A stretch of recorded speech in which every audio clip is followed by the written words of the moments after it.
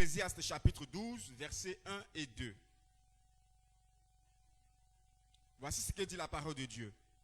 Jeune homme, réjouis-toi dans ta jeunesse. Livre ton cœur à la joie pendant les jours de ta jeunesse. Marche dans les voies de ton cœur et selon les regards de tes yeux. Mais sache que pour tout cela, Dieu t'appellera en jugement. Verset 2. Bannis de ton cœur le chagrin et éloigne le mal de ton corps, car la jeunesse et l'aurore sont vanité. Amen. Chers frères et sœurs, le thème que nous souhaiterons donc ce matin aborder avec vous, c'est l'impact et les conséquences du péché dans la vie du jeune homme et de facto dans la vie du croyant. L'impact et les conséquences du péché dans la vie du jeune homme et de facto dans la vie du croyant. Ce livre Ecclésiaste, semble-t-il, a été écrit par le roi Salomon. Cela à cause de sa grande sagesse, mais aussi à cause de quelques indices se trouvant dans ce livre et qui font réellement référence à ce grand roi Salomon. Ce matin, nous n'allons pas nous attarder sur ces éléments-là. Parce que ce n'est pas cela le but de notre présence ici ce matin. Nous ne sommes pas là ce matin, bien aimés, pour étudier le livre d'Ecclésiaste. Mais nous sommes plutôt là pour pouvoir parler au travers des versets qui ont été choisis de l'impact et des conséquences du péché dans la vie du jeune homme, mais aussi du chrétien. Et le choix et le thème de ce message ont donc été motivés par le fait que nous savons tous que nos églises aujourd'hui sont en majorité fréquentées par les jeunes gens, par les jeunes filles, qui sont la relève de demain. Nous le disons parce que pour nous, la jeunesse ne se définit pas en termes d'âge. Pour dire, c'est de tel à tel autre âge que nous sommes jeunes. Mais la jeunesse ici, pour nous, se définit en termes de vigueur. Tant que nous avons la vigueur, tant que nous avons des forces, tant que nous avons la santé pour servir Dieu, à quelque département que ce soit, dans sa maison, nous disons que nous sommes jeunes. Alléluia. Alléluia. Et le livre d'Ecclésiaste, qui est un livre sapétial, qui est un très beau poème, s'adresse donc dans ce passage que nous venons de lire à la jeunesse. En particulier, mais en général, cela s'adresse aussi à toute la population chrétienne.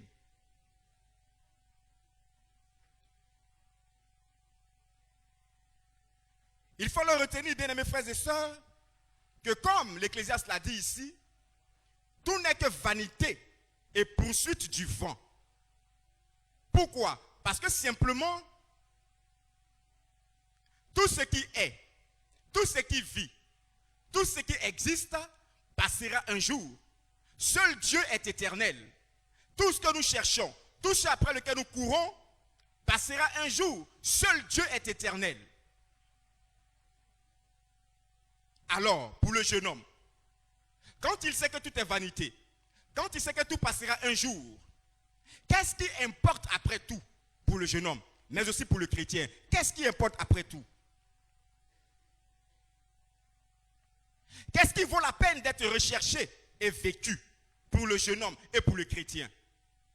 Quel est le point focal de la vie vers lequel nous devons tendre? Parce que, chers frères et sœurs, si tout ce que nous cherchons, tout ce que nous vivons, tout ce après lequel nous courons n'est que vanité et poursuite du vent, si tout cela doit passer un jour, qu'est-ce qui est donc important pour le chrétien?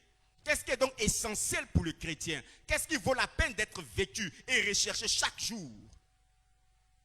Bien-aimés,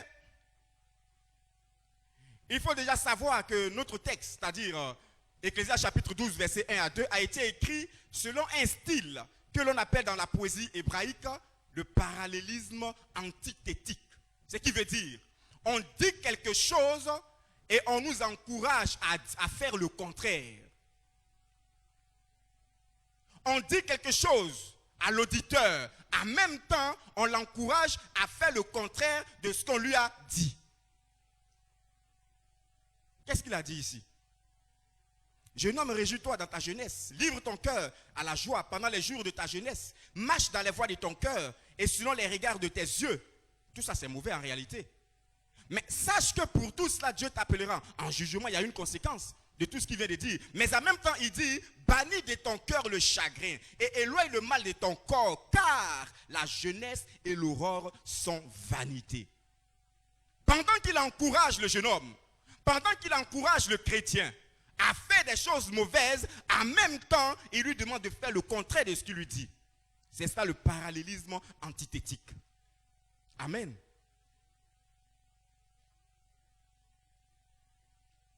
Alors, chers frères et sœurs, tout de suite, il faut savoir que lorsque la fin des temps sera venue, lorsque le monde passera, lorsque toutes ces choses sur la terre passeront, il y a donc deux choses qui seront appliquées par Dieu pour l'humain.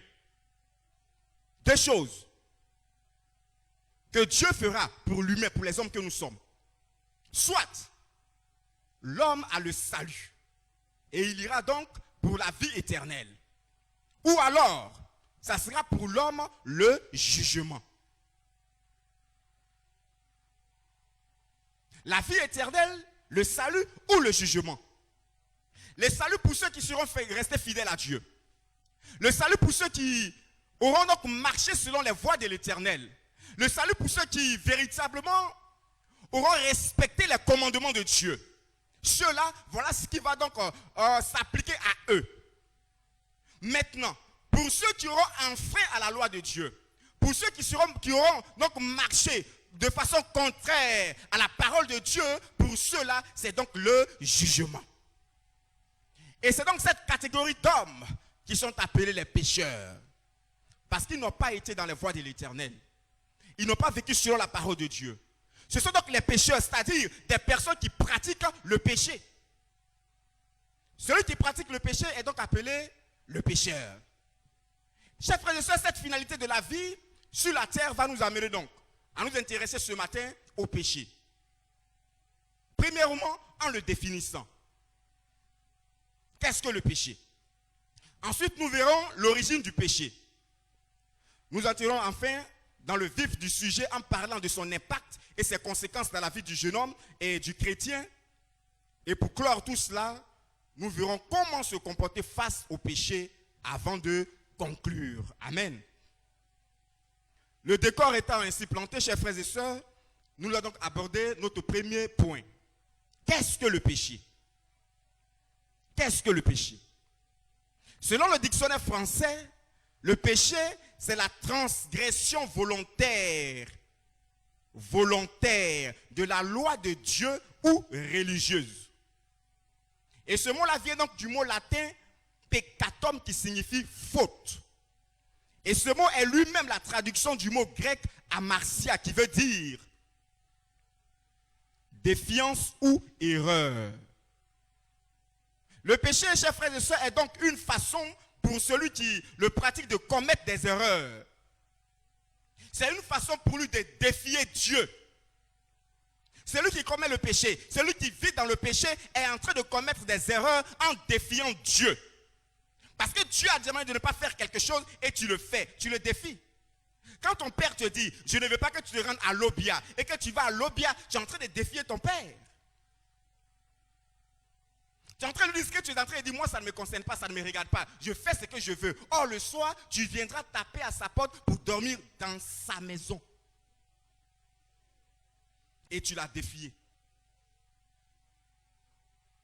Et selon le nouveau dictionnaire biblique illustré Emmaüs, le péché est la transgression de la loi.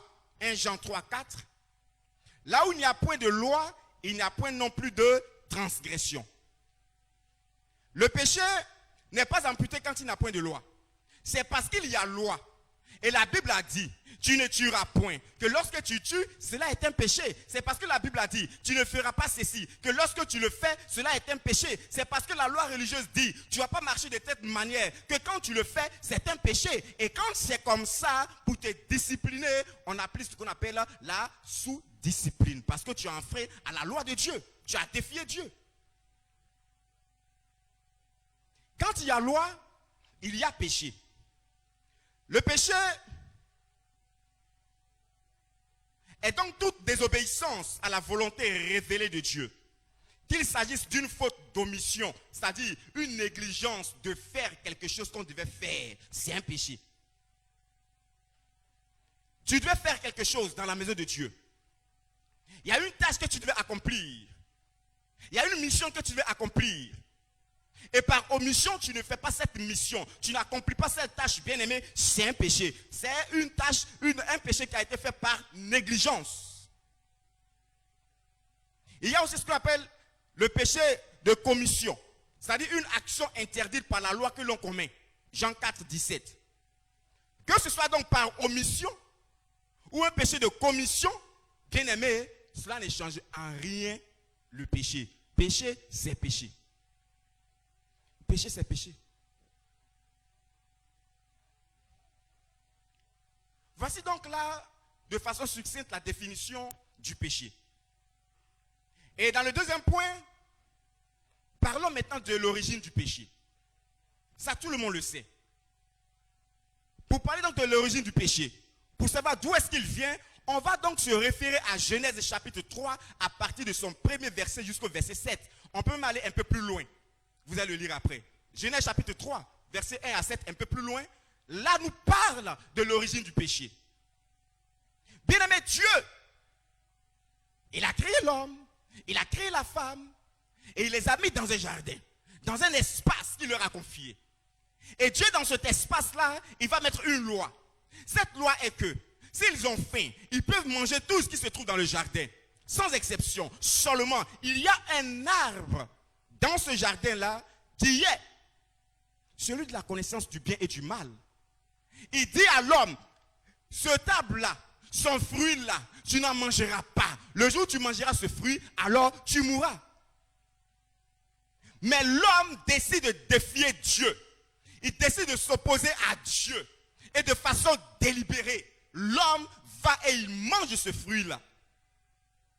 Après l'avoir fait, l'homme venait ainsi de consommer le péché. Voici, bien aimé, la désobéissance qui a produit ce qu'on appelle aujourd'hui le péché. Ils ont donc ici fait un acte délibéré en désobéissant à Dieu. Ils ont donc commis ici une faute de commission. Parce qu'ils savaient ce que Dieu avait dit. Malgré cela, ils ont posé l'acte. Et selon Romains chapitre 3, verset 23 et 1 Jean 1, 8, tous ont péché et sont privés de la gloire de Dieu. À cause de ce péché originel, nous tous, humains que nous sommes, hommes, femmes, enfants, nous naissons pécheurs parce que nous héritons tous de ce péché adamique. Il est notre aïeul. Il est celui par qui tout a commencé. Et il a péché. Nous avons aussi hérité de son péché.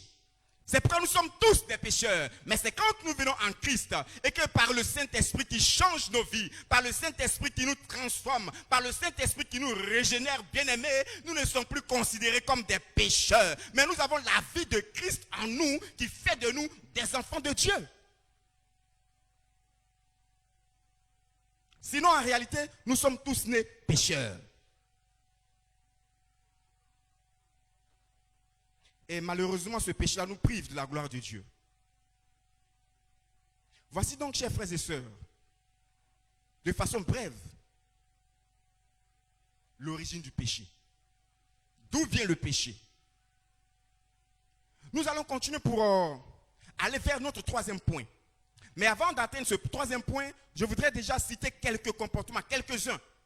Quelques comportements que des hommes, que plusieurs ont. Des actes qu'ils posent, des actes qu'ils trouvent être des actes normaux, mais en réalité, qui sont des actes de défiance vis-à-vis de Dieu. Des actes qui en réalité sont des péchés devant Dieu. Nous les connaissons tous. Mais souvent, on les banalise. Il y a l'ivrognerie. L'ivrognerie. Le fait de boire l'alcool jusqu'à se saouler. Et on ne sait plus où on marche. Tu as pris ton argent. Tu allais acheter quelque chose que tu as bu. Et ton propre argent te maltraite. On marche en faisant 2 pas en avant, 3 pas en arrière. Mais on ne va pas arriver là où on va. Parce que devant tu fais 2, 3 tu fais derrière. Finalement tu es en train de reculer mais à petits pas.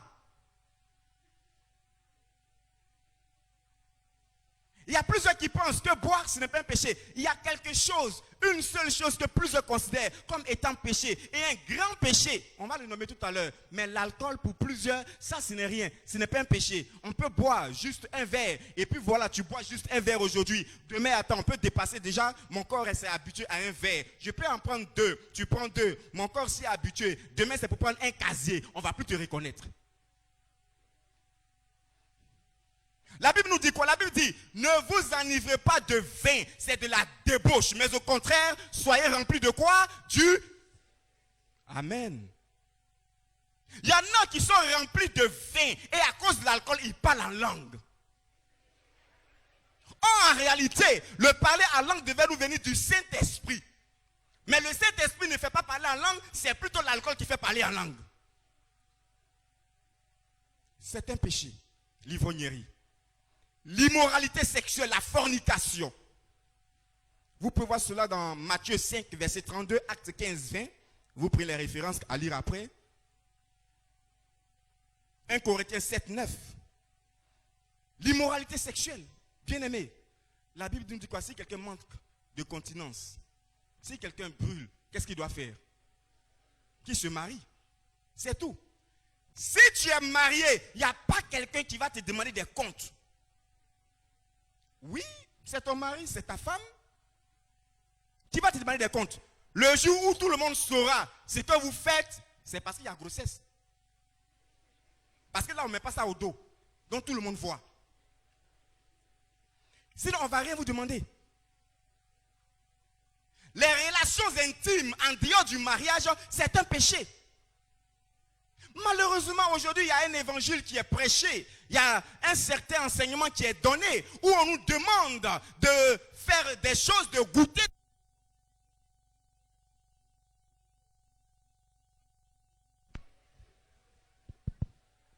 Oui, ce message-là aujourd'hui, il est prêché par un certain quelqu'un. Il faut goûter d'abord. Mais là, c'est de la débauche sexuelle. C'est de la fornication, bien-aimé. Et en le faisant, tu es en train d'enfreindre à la loi de Dieu. Tu es en train de pécher contre Dieu. En train de désobéir à ton Dieu à qui? Ou alors que tu es en train de défier. Mais est-ce que tu es sûr, tu es capable que tu peux réellement défier Dieu? On peut défier un homme. Parce qu'en défiant un homme, si vous vous battez, tu sais d'où vient le point. Mais Dieu, tu ne sais pas d'où ça quitte. Tu ne sais pas pour lui qui passe, tu ne le vois pas. Mais il est là, il est présent. Il ne faut pas défier Dieu, bien-aimé.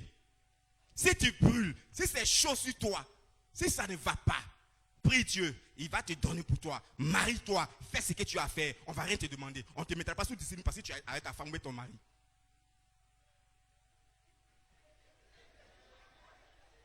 Dieu te bénisse, mon frère. Il y a aussi la bestialité. Lévitique 18, 23. Des hommes, des femmes qui vont aujourd'hui avec des animaux. Oui, des jeunes filles qui se lèvent un bon matin. Je suis à l'aventure, mais aventure qu'elle est en train de faire là, c'est avec mouton, c'est avec chien, c'est avec cheval. Tout ça pourquoi? Pour des choses périssables, pour de l'argent, pour ce qui n'est que vain, pour ce qui va passer un jour. Des hommes qui se souillent avec des animaux. Et ils pensent que ça c'est normal. Pour eux c'est une vie qui est normale. On n'a pas à condamner cela. Bien aimé, cela est condamnable devant Dieu parce que c'est un acte à condamner. Il y a l'homosexualité. Genèse 9, 22. Et aussi 18, 20. L'homosexualité. Aujourd'hui, on trouve normal de se rendre dans des hémicycles à l'Assemblée nationale, voter des lois et puis dire, femme et puis femme peuvent se marier. Garçon et garçon peuvent se marier. Et même, j'ai vu quelque part sur le net, une femme qui s'est dit pasteur ou pasteuse, je ne sais pas trop, qui allait marier une autre femme. Calme. C'est ce qui se fait aujourd'hui sous nos cieux.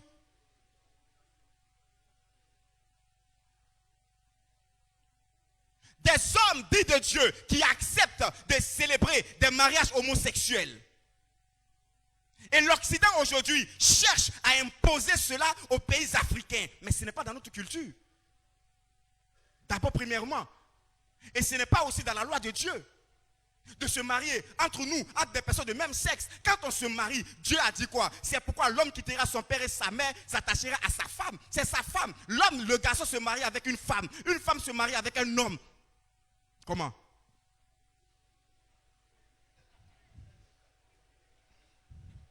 On a beaucoup de sœurs, de belles sœurs dans nos églises. Elles sont là. Vous les voyez, vous les dépassez. Et puis ces garçons qui vous intéressent.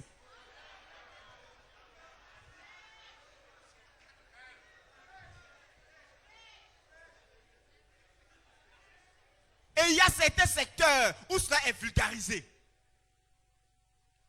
J'entendais un promoteur de spectacle dire, quelque part sur une chaîne, que dans le monde musical, soit tu fais le fétiche, soit tu pratiques l'homosexualité pour arriver à un certain sommet. Ce qu'il a dit, j'atteste ça. Ce qu'il a dit là, c'est la vérité, il a dit. Parce que je sais ça. L'homosexualité, l'inceste. Un homme qui va avec sa propre fille. Oui. Des jeunes gens qui vont avec leur propre maman. Pourquoi? Parce que pour avoir de l'argent, pour avoir de la renommée, pour qu'on fasse leur atalakou dans les maquis, dans les boîtes de nuit, partout ailleurs, ils vont voir quelqu'un qui est marabout qui dit, pour avoir de l'argent et la renommée, va avec ta maman. Et il y a un qui s'est permis comme ça un jour de mettre un somnifère dans le lait de sa maman. Et pendant que celle-ci dormait, il allait avec elle. Malheureusement pour lui, ça a mal tourné. Il est devenu fou. Et quand il est là, il y a un truc qui dit embêté. Je ne vais pas dire ça embêté parce que vous n'allez pas comprendre. Je vais essayer de dire ça en français, mais d'une bonne manière qui ne va pas vous choquer. Eh, nous, c'est à nous, on va maintenant où? Quand il est là, il tourne un peu. Quand ça le prépare, nous, c'est à nous, on va maintenant où? C'est devenu sa chanson. Ça le traumatise. Partout où les cas, sa crise se lève net, c'est la phrase qui sort. Parce qu'il allait avec sa maman pour avoir l'argent. Il y a des... Bon, ça c'est vrai ou c'est faux, je ne sais pas trop. Mais il paraît qu'il y a quelque part où la fille, avant de se marier, c'est son père qui va avec elle d'abord.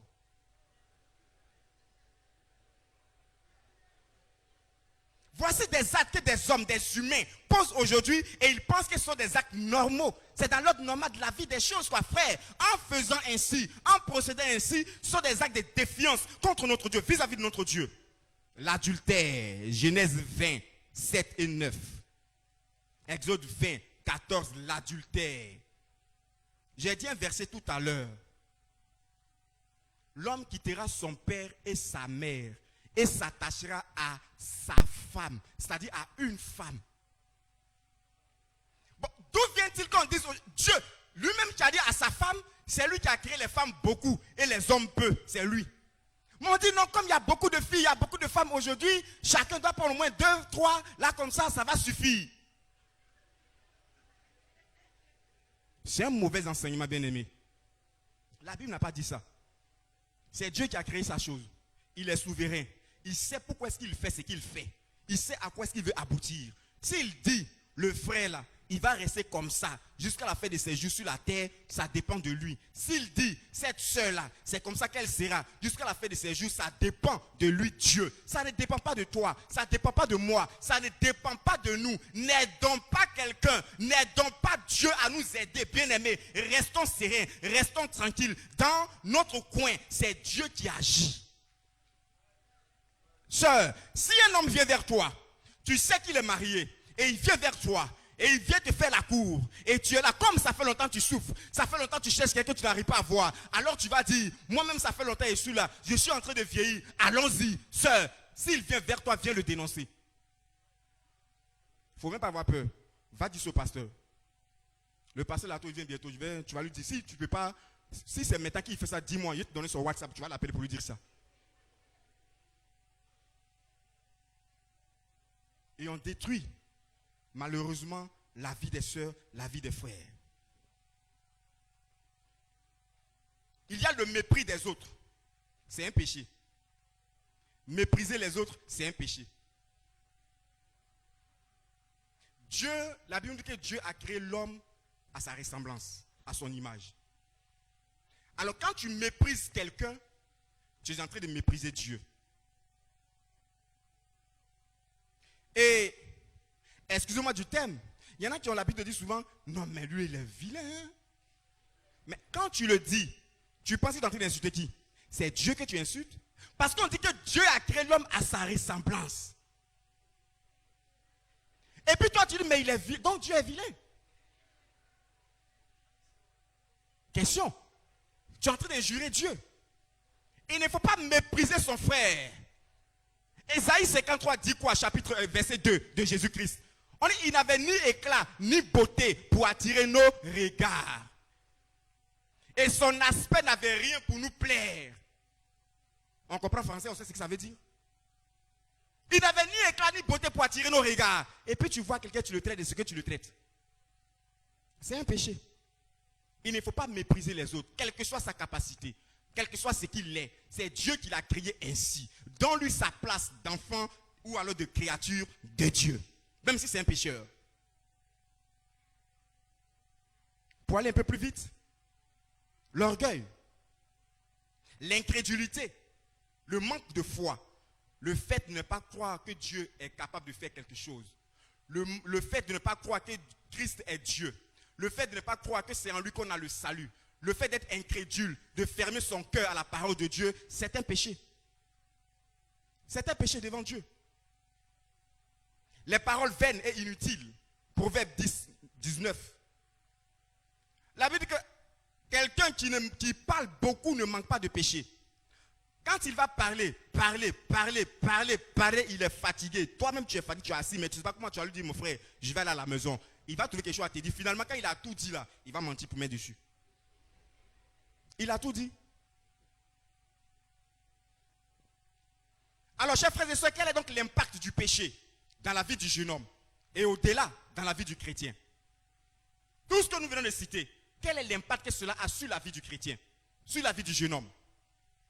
Dans un premier temps, il faut savoir, quand nous lisons Ézéchiel, chapitre 18, verset 20, qui dit ceci: l'âme qui pêche, c'est celle qui mourra. Le fils ne portera pas l'iniquité de son père, et le père ne portera pas l'iniquité de son fils. La justice du juge sera sur lui, et la méchanceté du méchant sera sur lui. Quand on lit ce passage bien aimé, chacun vit son péché. Chacun paye pour son péché. Il n'y a pas quelqu'un qui va payer pour le péché de son ami. Si tu es enfant de quelqu'un ici ce matin, et que tu penses que ce que tu es en train de faire là, c'est ton papa ou bien c'est ta maman qui a payé cela pour toi, tu te trompes. C'est toi-même qui vas payer ça. Si tu penses que tu es en train de commettre des erreurs, croyant que ceux-là sont tes enfants qui vont le payer, tu fais fausse route. C'est toi-même qui vas payer pour ton péché. Avant même de t'en aller, tu vas payer ça. Chacun est donc comptable devant Dieu de son péché. Chacun est comptable devant Dieu de sa désobéissance, de son iniquité. Personne n'est et ne doit être tenu pour comment dirais-je, comptable du péché de quelqu'un devant Dieu. Par contre, quand nous lisons les Écritures, on peut aussi comprendre que le péché d'une personne peut impacter négativement toute la société. Et c'est pourquoi nous vous interpellons. Quand nous lisons l'histoire du peuple d'Israël, dans Josué chapitre 7, Josué chapitre 7, l'histoire de Akan et de Haï, le petit peuple qui a battu Israël. C'est parce qu'une personne a désobéi à Dieu. Une personne a péché, que cela s'est répercuté sur tout le peuple qui a été battu par un petit pays, qu'ils ont même minimisé, qu'ils ont méprisé, ce qu'il ne fallait pas faire. Mais en général, chacun est responsable de son péché et paie pour son péché. Et le péché d'un homme a un impact principal sur sa vie. Un impact principal. Et c'est ce seul impact principal que je voudrais maintenant nommer. Le péché sépare celui qui le pratique de Dieu. Ça, c'est l'impact principal que le péché a sur le jeune homme et sur le chrétien. Un homme qui vit le péché, qui a fait du péché sa seconde nature, sa maison, cela le sépare de Dieu. Même si tous les dimanches, il est bien parfumé, bien sapé, qu'il vient se mettre ici, il acclame le Seigneur, il prie, sa prière me fait même arracher la toiture, il n'est pas proche de Dieu, il est séparé de Dieu depuis longtemps. Ce qu'il est en train de faire là, c'est pour ne pas qu'on lui demande, mes frères, où étais-tu dimanche passé? Donc il est là et il fait tout ce bruit. Sinon en réalité, il est séparé de Dieu depuis longtemps. Genèse chapitre 3, verset 23 à 24 le dit. Ésaïe 59, verset 2. Mais ce sont vos crimes qui mettent une séparation entre vous et votre Dieu. Ce sont vos péchés qui vous cachent sa face et l'empêchent de vous écouter. Nos péchés nous séparent de Dieu. Nos péchés empêchent Dieu de nous écouter quand nous prions. Nos péchés font qu'on n'est plus en intimité avec Dieu. Nos péchés font que Dieu ne nous considère plus comme ses enfants. C'est vrai que nous sommes sa créature, mais nous ne sommes plus ses enfants parce que le péché est devenu pour nous une seconde nature. Le péché sépare donc l'homme de son Dieu. Et lorsque celui-ci est séparé de Dieu, il ne pourra donc plus bénéficier des grâces qui sont liées à son statut d'enfant de Dieu. C'est ça. C'est parce que tu es mon enfant qu'à ma mort, l'huissier t'a appelé pour dire, voici l'héritage que ton père a laissé. Voici ta part. Voici la part de tes frères et de tes sœurs. C'est parce que tu es mon enfant. Mais si par le péché qui nous a séparés de Dieu, nous ne sommes plus enfants de Dieu, on n'a plus droit non plus à l'héritage céleste. Cela nous a donc séparés de Dieu. Et cela nous introduit directement dans les conséquences du péché, qui est notre quatrième grand point. Les conséquences du péché. Les conséquences du péché sont nombreuses. Il y en a une pléiade de conséquences. Mais ce matin, juste 4 ont retenu mon attention. Et c'est de cela que nous allons parler. Premièrement, le péché provoque la colère de Dieu. Deutéronome 25, 16. 1 Roi 16, 2. Le péché provoque la colère de Dieu. On va lire 1 Roi 16, 2.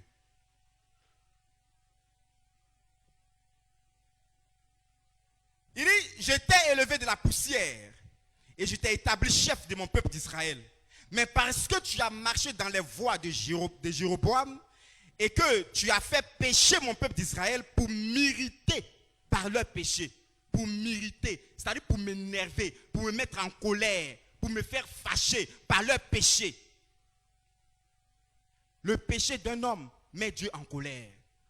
Or, personne ne peut tenir devant la colère de Dieu. Personne ne peut tenir devant l'irritation de Dieu. Souvent même, sa bénédiction nous dépasse tellement qu'on ne peut pas la supporter. C'est sa colère qu'on pourra supporter? Non. Si on ne peut supporter la grâce de Dieu parce qu'elle est trop abondante, ce n'est pas sa colère qu'elle peut supporter. Deuxièmement, le péché cause la maladie. Psaume 38, 4. Le péché cause la maladie. Je ne suis pas en train de vous dire ce matin que tous ceux qui sont malades ont péché. Non. Tous ceux qui sont malades n'ont pas forcément péché. Mais le péché d'un homme cause aussi la maladie. D'abord, il y a des maladies même qui sont liées à certains actes que nous posons. Les maladies, comment on les appelle là? Comment? Parlez fort. Est-ce qu'une personne peut... Oui? Cirrhose de foie qui est liée à l'alcool, l'ivrognerie. Quoi encore?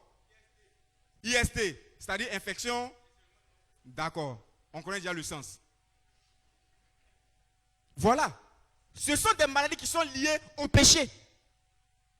Parce que si tu n'avais pas vécu, si on n'avait pas mené cette vie de vagabondage sexuel, ces maladies, ces IST-là n'allaient pas entrer dans nos vies.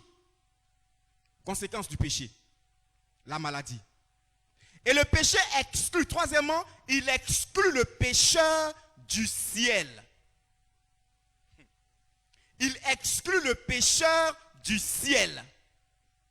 J'ai causé avec un frère et je lui disais, aujourd'hui nous les chrétiens, il y a plusieurs qui parlent de Dieu 7, qui parlent même du paradis, mais en réalité eux-mêmes ne croient pas au paradis. Eux-mêmes ne pensent pas que ce qu'ils sont en train de dire aux autres là, c'est réel. Et le frère a dit, pasteur, ce que tu dis c'est vrai, mais il y a aussi une chose. Il y a un enseignement qu'on donne aujourd'hui dans nos églises. Enfin, dans des églises. Il ne faut pas dire dans nos églises, parce qu'en disant dans nos églises, c'est comme si je faisais référence à nous, notre église AD. Non, il y a dans des églises. Il y a un enseignement, parce que non, cet enseignement, on ne donne pas ça chez nous ici. Aux AD, moi, je n'ai pas connu un pasteur donner cet enseignement-là. Cet enseignement qui consiste à dire que quand on est sauvé, c'est une fois pour toutes. Ça dit quand tu as eu le salut là, tu ne le perds plus. Chaque jour, fais ce que tu veux, vis comme tu veux, pêche, va où tu veux. Ton salut, tu l'as acquis une fois pour toutes. Aujourd'hui, c'est enseigné quelque part d'autre, partout, mais pas chez nous. Gloire à Dieu. Que ce n'est pas prêché chez nous. Parce que c'est un enseignement qui est erroné. Il est faux, il n'est pas juste. Bien aimé, le pécheur va t'exclure du ciel. Or, exclure quelqu'un du ciel veut dire qu'il a perdu le salut. Parce que être sauvé, avoir le salut, c'est quoi? C'est être gagné au ciel. Mais si tu as été exclu du ciel, c'est que tu as perdu le salut. On va lire un passage.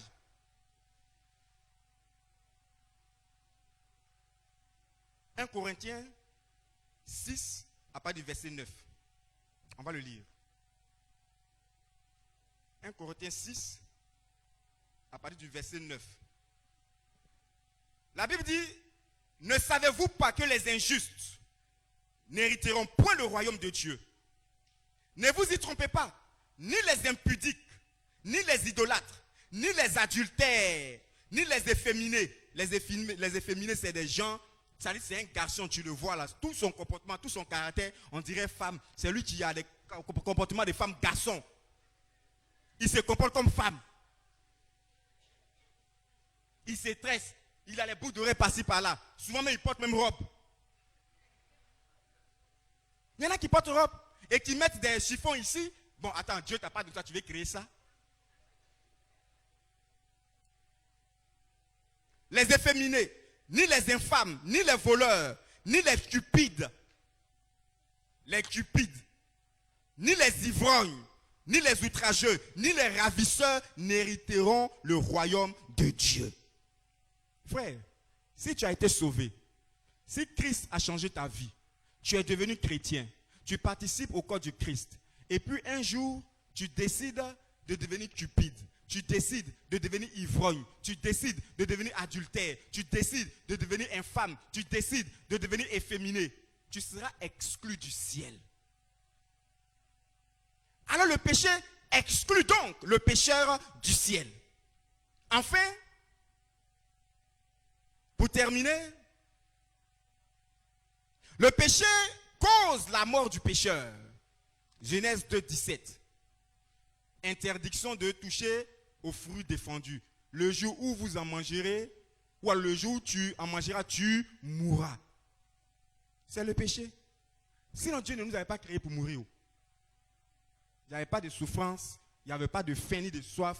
On n'allait pas même s'occuper de comment faire pour payer cercueil, comment faire pour réunir l'argent de la morgue, tout ça là. Ça n'existerait pas. Mais le péché de l'homme fait qu'aujourd'hui, on oublie de payer des centaines de mille pour aller enlever un corps, cadavre à la morgue. Tu veux quitter ici, aller à Abidjan avec tes 7 000 francs ou bien 7 200, bon, je ne sais plus combien ça fait. Tu vas à Abidjan tranquillement. Mais on va t'appeler cadavre.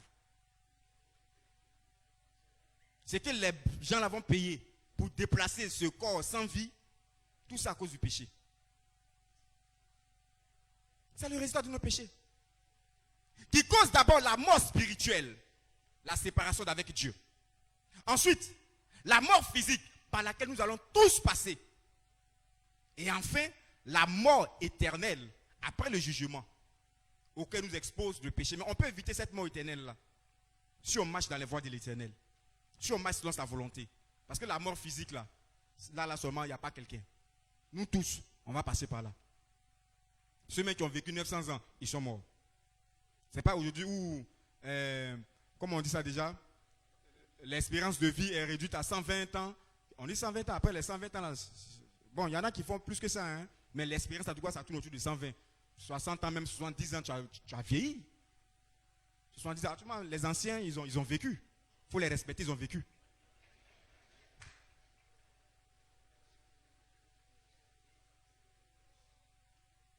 Je vais terminer pour dire rapidement comment se comporter face au péché. Rapidement, en 2 minutes. Face au péché, bien-aimé, il faut les confesser à Dieu.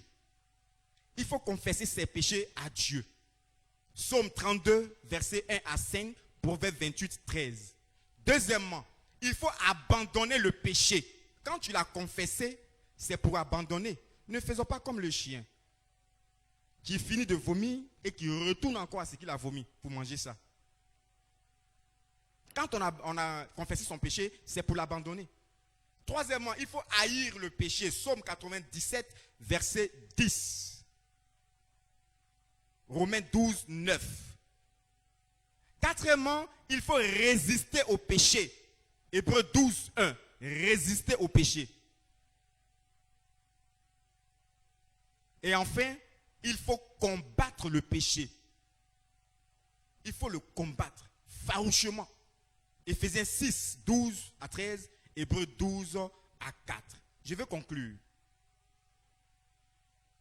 Et là, nous dirons qu'au regard de ce qui précède, au regard de tout ce que nous venons de dire, il serait donc judicieux pour le chrétien en général et pour le jeune homme en particulier de faire autant que possible ce qu'il peut pour s'éloigner du péché. Car c'est la jeunesse qui est la relève de demain. Celle sur qui l'Église doit compter pour pérenniser l'œuvre du Seigneur Jésus-Christ et des pères de l'Église. Mais aussi pour son propre salut, pour son salut personnel. Nous sommes là, jeunes gens, pour non seulement continuer l'œuvre, mais en même temps, en vivant selon la volonté de Dieu, cela nous garantit aussi le salut et la vie éternelle. Amen.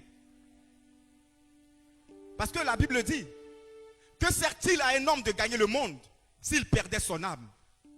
Et l'Ecclésiaste, après avoir dit ce qu'il a dit, jeune homme, réjouis-toi dans ta jeunesse.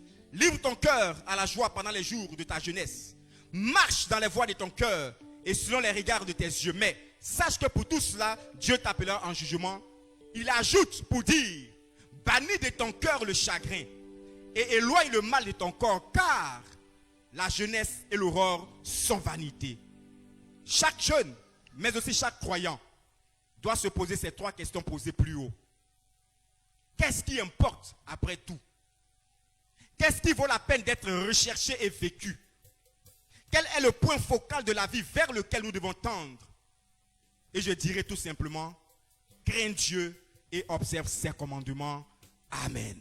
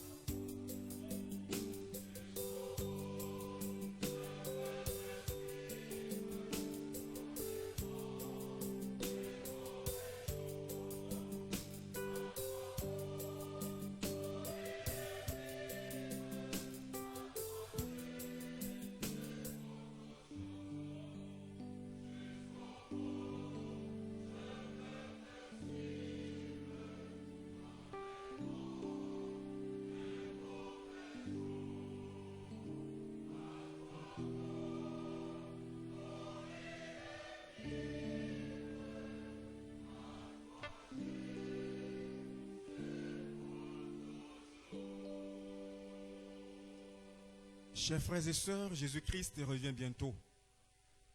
Et tous les signes se mettent en place chaque jour pour ce retour.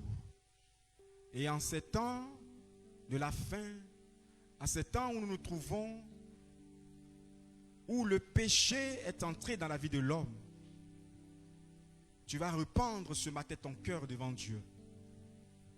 Nous sommes tous des humains. Je ne sais pas ce que tu vis. Tu ne sais pas non plus ce que je vis. Personne ne sait ce que son frère vit ici ce matin. Mais toi seul tu sais. Comment est-ce que tu as offensé ton Dieu?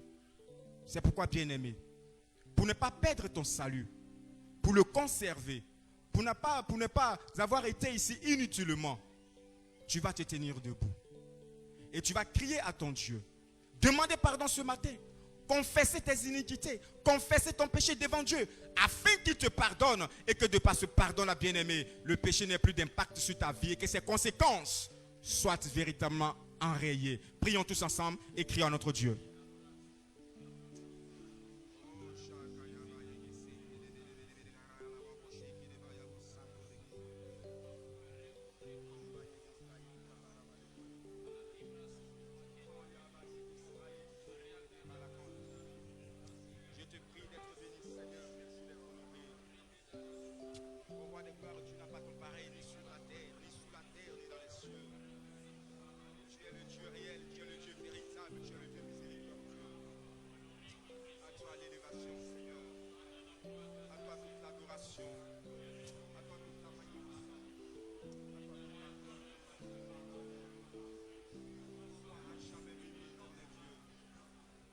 Sois à jamais élevé parce que ma vie tout entière, je te la recommande. Mon existence, je te le recommande ce matin. Là où, Père Céleste, le péché m'a environné.